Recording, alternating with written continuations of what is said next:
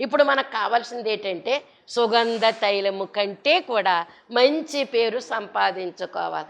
ఈ తైలం ఎప్పుడైతే మన శిరస్సు మీద పోయబడిందో అప్పుడు మనకి ఏమొస్తుందంటే మంచి పేరు కలుగుతుంది, మంచి సాక్ష్యం వస్తూ ఉంది. దేవుడే మనల్ని అభిషేకించారు కాబట్టి మంచి సాక్ష్యం కలుగుతుందని మనము అర్థం చేసుకోవాల్సినటువంటి వారమైన కీర్తన 133:2. కీర్తన 133:2. సహోదరుల ఐక్యత కలిగి నివసించుట ఎంత మేలు, ఎంత మనోహరము. సహోదరులు అంటే ఎవరో ఒకసారి ఆలోచన చేయండి. సహోదరులు అంటే చెప్పండి, నాకు అర్థం ఏంటి? మనమే. సంఘంలోనే సహోదరులు ఉంటారండి.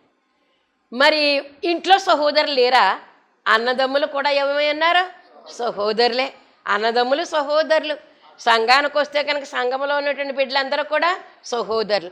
సహోదరులు అంటే ఏంటో తెలుసా? సహోదరులు అంట. జ్ఞాపకం చేసుకోండి. సహోదరులు. ఉదరం అంటే కడుపు. సహోదరులు అంటే ఒకే కడుపులో నుంచి వచ్చినటువంటి వారు.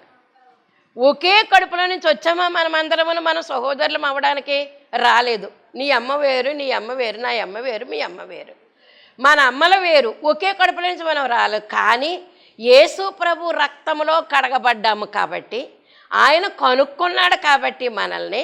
ఇప్పుడు మనం ప్రభు యొక్క రక్తములో నుంచి వచ్చినటువంటి వారము సహోదరులము.